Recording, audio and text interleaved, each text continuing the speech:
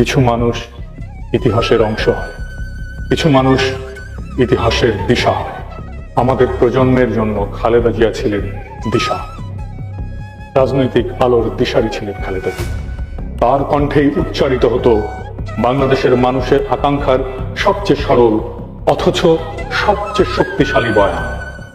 1991 সালের ঐতিহাসিক বিজয়ের আগে তার সর্বশেষ নির্বাচনী সভায় দেয়া তার একটা বক্তৃতা পরদিন দেশের প্রায় সব পত্রিকার শিরোনাম হয়েছিল, ওদের হাতে গোলামীর জিনজির, আমাদের হাতে স্বাধীনতার পতাকা।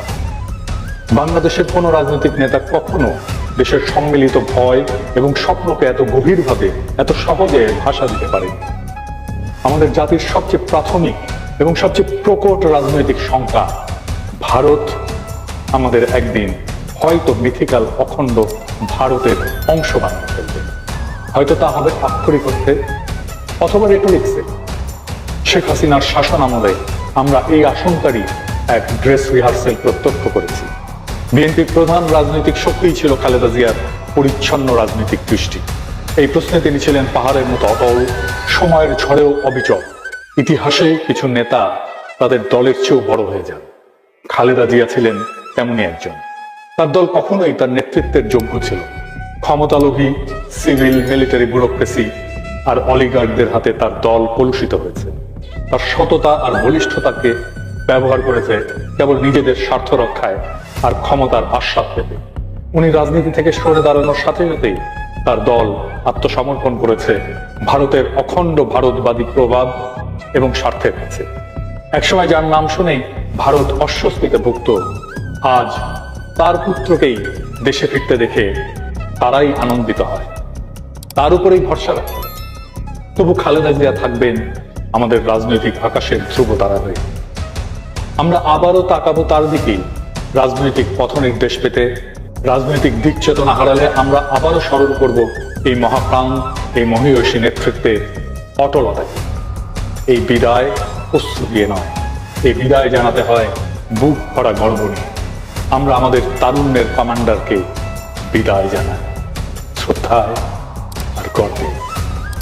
অসীমের পথে আপনার অনন্ত যাত্রা শুভ হোক কমান্ডার।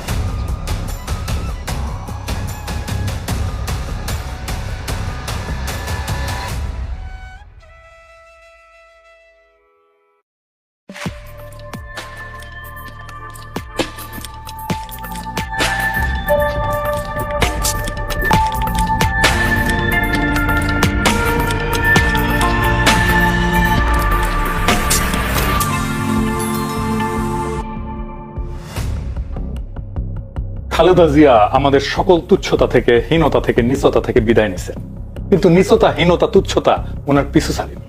আমি আজকে এইসব কথা বলতে চাইনি, কিন্তু বলতে বাধ্য হচ্ছি যে এইসব চোখে আঙুল দিয়ে দেখায় না দিলে বাঙ্গুদের চোখ খুলবে না। খালেদা জিয়া আমার জন্য কি ছিলেন সেটা আমাদের জেনে নেওয়া দরকার। তাকে হারায় আমরা আসলে কি হারালাম সেটাও জেনে নেওয়া দরকার। যে কোনো জাতির জীবনে কিছু ইউনিফাইং ক্যারেক্টার লাগে, যিনি পুরো জাতিকে একটা সুতায় বেঁধে ফেলতে পারেন। খালেদা জিয়া ছিলেন তেমনই একজন ইউনিফাইং ক্যারেক্টার। মৃত্যুর আগেও তাই ছিলেন। ইউনিফাইং ক্যারেক্টার আসলে কি আর কেনই বা তাদের দরকার পড়ে? জাতি আসলে কোনো প্রাকৃতিক সত্তা না, এটা একটা কল্পিত নৈতিক কমিউনিটি। একটা জাতি বায়োলজিক্যালি বা ন্যাচারালি অস্তিত্বশীল না।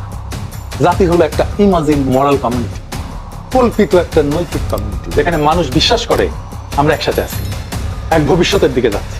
এই বিশ্বাস নিজে নিজে টিকে থাকে না। এটার জন্য দরকার হয় একটা কেন্দ্রীয় নৈতিক reference point, moral reference point, central, যেটা মানুষকে বলে দেয় যে কে আমরা, কেন আমরা একসাথে, কোন মূল্যে আমরা একসাথে থাকবো। এই রেফারেন্স পয়েন্টই হলো ইউনিফাইং ক্যারেক্টার। মানুষ খুব সাধারণভাবে রাজনীতি বোঝে, জাতি বোঝে, অ্যাবস্ট্রাক্ট রিজন দিয়ে না, এমবডিড মিনিং দিয়ে রাজনৈতিক আনুগত্য গড়ে তোলে। সংবিধান, আইন, প্রতিষ্ঠান এগুলো বিমূর্ত, এগুলো অ্যাবস্ট্রাক্ট রিজন। কিন্তু মানুষ আসলে প্রশ্ন করে এই রাষ্ট্রের মুখ কে? এই জায়গায় ব্যক্তির আবির্ভাব অনিবার্য। এটারই বলে এমবডিড মিনিং।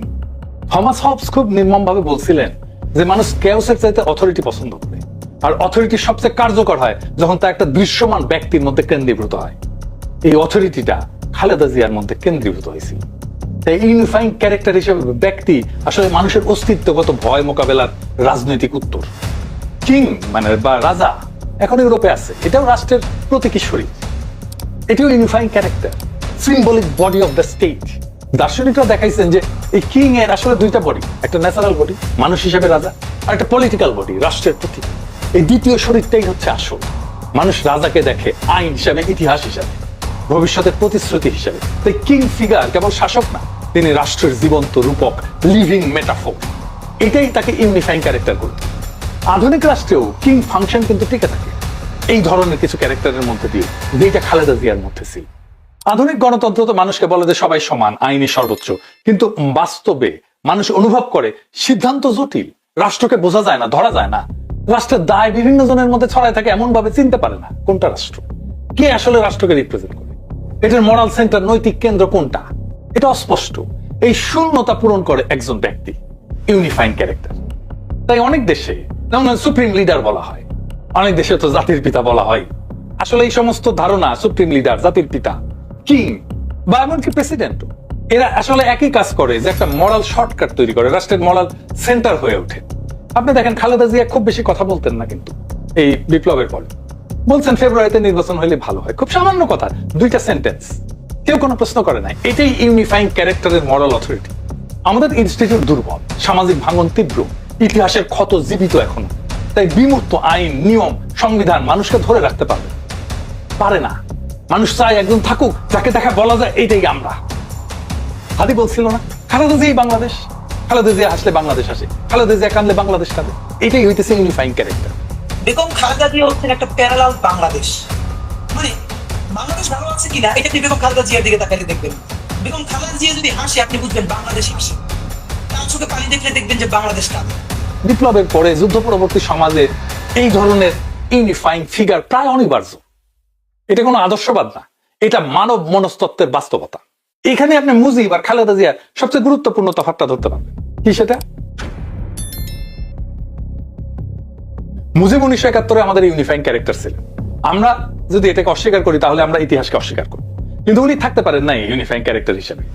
কারণ ইউনিফাইং ক্যারেক্টার তখনই চিরস্থায়ী হয় না যখন নিজেকে, ওই ক্যারেক্টার নিজেকে রাষ্ট্রের সমর্থক ভেবে বসে। ফিলোসফিক্যালিও যে কিং ফাংশন যেটা, এইটা তো সত্যিকারের ইউনিফাইং একটা ক্যারেক্টার।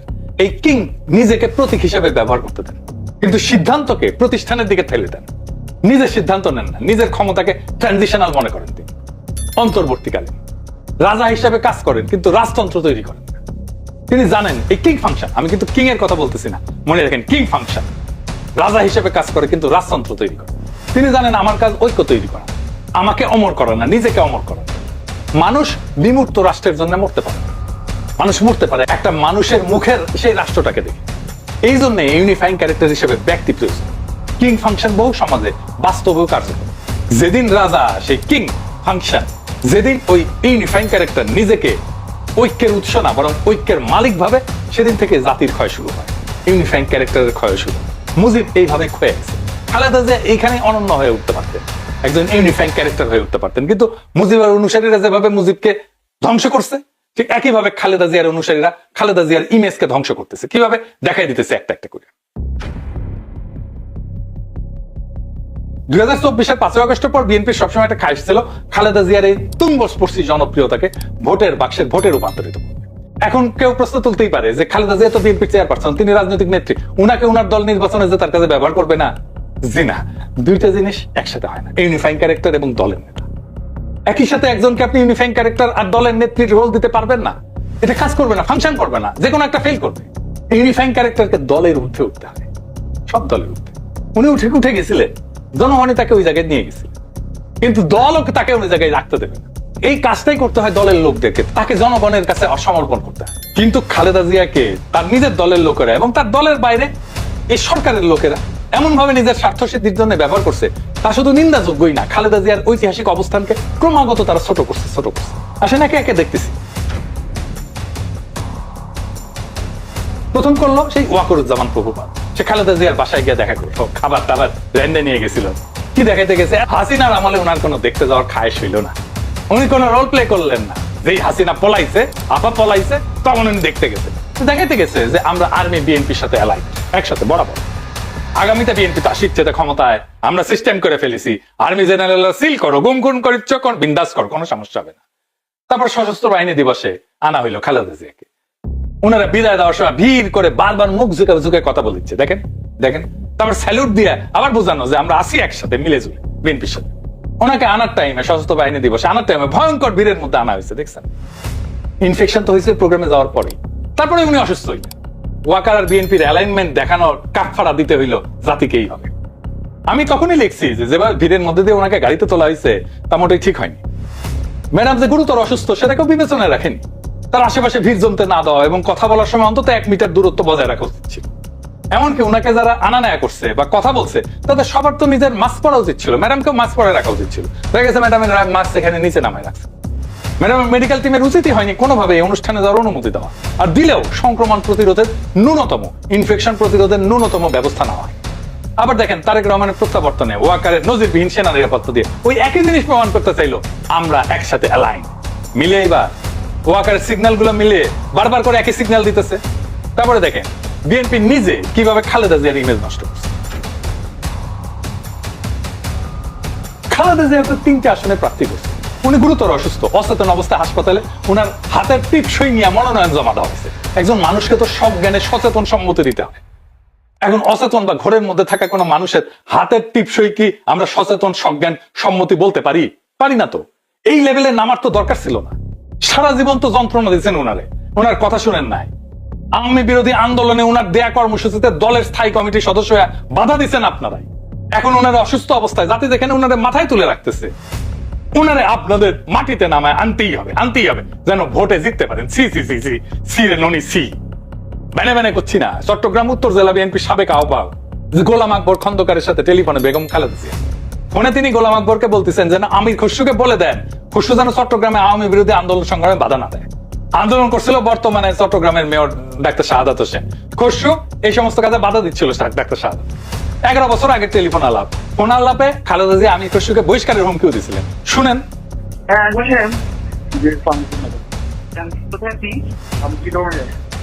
আচ্ছা শোনেন, আমি দাদাকে বলেছি একটা কাজের দায়িত্ব দিয়েছি, শত্রু যেন কোনোভাবে কোনো কাজে বাধা না দেয়, শত্রুকে এই মেসেজ দেন।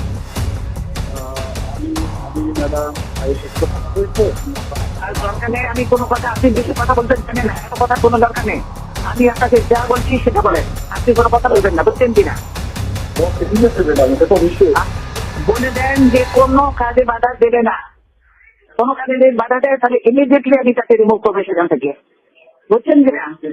ঠিক আছে ম্যাডাম, আমি করতেছি, অলরেডি আমি অর্গানাইজ করতেছি। বলছি সে বাধা দিচ্ছে, আপনি যেটা বললাম সেটা বলেন, আপনাকে এত লক্ষ কথা আমি শুনতে চাই না। শুনেছেন? এই আমির খসরুকে ছাড়া বিএনপি চলেই না।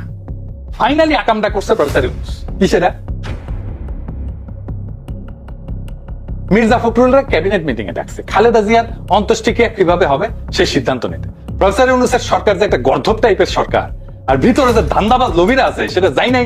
আমি ওনার মৃত্যু সংবাদ জানার সাথে সাথে লিখছিলাম এই যে এটা। আমি বলছিলাম যে জরুরি জাতীয় সভা আহ্বান করে প্রফেসর ইউনূস সকল রাজনৈতিক দলকে নিয়ে সর্বসম্মতভাবে বেগম জিয়ার শেষকৃত্য সংক্রান্ত সিদ্ধান্ত গ্রহণ করা উচিত, যেন ওনাকে জাতি যথাযথ সম্মান এবং শ্রদ্ধায় বিদায় জানাতে পারে। তিনি যেন আমাদের স্মৃতিতে এবং স্মরণে সদা জাগরুক থাকে। ওনার মহাজীবনার কর্ম থেকে আমরা যেন পরবর্তী প্রজন্ম যেন প্রেরণা পাইতে পারি। ওনার সর্বদলীয় মিটিং করবেন, সেটা করলেন না। খালেদা জিয়া তো সবার, হয়তো বিএনপির নেত্রী না, শুধু উনি সর্বদলীয় করবেন না, তাইলে তো বিএনপি আর ভোটের পয়েন্ট তুলতে পারবে না। পয়েন্ট তুলতে পারবে না খালেদা জিয়ার মৃত্যু থেকে। তাই ভোটের পয়েন্ট তোলার জন্য ক্যাবিনেটে মির্জা ফখরুলকে বসাইতেই হবে। কারো মাথায় এটা আসে না যে কাজটা বিধি বিরুদ্ধ, এটা করাই যায় না। সব তো ধান্দা আছে। প্রফেসর ইউনূসে ধান্দা দিতেছে তারেক রহমান প্রেসিডেন্ট বানাবে, কাউরে মন্ত্রী বানাবে, কাউকে উপদেষ্টা বানাবে। কতজনের কত স্বপ্ন, এই এত বেশি স্বপ্ন দেখতে দেখতে বুড়া বয়সে এই কাজ করে ইন্টারিমের গাছেরটা খাইছে এরা। এরপরে বিএনপির স্বপ্নের সরকারের তলাকটা কুড়াইতে হবে ওনাদেরকে। আমরা একটা জাতির ঐক্যের মুখ কল্পনা করছিলাম খালেদা জিয়ার মধ্যে। 2024-এর 5ই আগস্ট আমরা আমাদের সেই স্বপ্নকে বন্দিশালা ভেঙ্গা, সেই মুখকে, সেই দৃষ্টিকে, সেই কায়াকে, সেই শরীরকে মুক্ত করে আকাশের নিচে আনছিলাম। কিন্তু খোদা তাআলা যে আমানত আমাদেরকে দিছিলেন, আমানত আমরা রক্ষা করতে ব্যর্থ হয়েছি। কিছু মানুষের লোভে, তার দলের ধান্দায়, যাকে আমরা সমস্ত বাংলাদেশের জন্য মাথার ছাতা করতে চাইছিলাম, তারা তাকে কুক্ষিগত করছে নিজেদের নিজ স্বার্থে। যে মুখে ইনসাফ এবং হকের আলো দেখার কথা ছিল, সেখানে তারা আইকা দিচ্ছে দলের দাগ, চোখে থাপ্পা লাগাই দিচ্ছে। সত্যের উপরে মিথ্যার সিলমোহর লাগাইছে। তিনি আজকে দুনিয়ার সব সীমানার ঊর্ধ্বে, নির্ভরতার সেই দৃষ্টি মিলছে মহাকালের প্রান্তে। বেঁচে থাকলে লোভীদের এই ফিতনা এবং জুলুম দেখা তিনি নিজেই ঘৃণায় মুখ ফিরায় নিতেন। খোদা তাআলা সর্বোত্তম পরিকল্পনাকারী, তাই উনাকে এই নোংরামি দেখতে হয়। হে সৃষ্টিকর্তা, তাকে আপনার রহমতের ছায়ায় শহীদের মর্যাদায় নিকটবর্তী সম্মানিত স্থানে অধিষ্ঠিত করেন আর আমাদের হকের পক্ষে অবিচল রাখেন। খালেদা জিয়া অমর হোক। ইনকিলাব জিন্দাবাদ।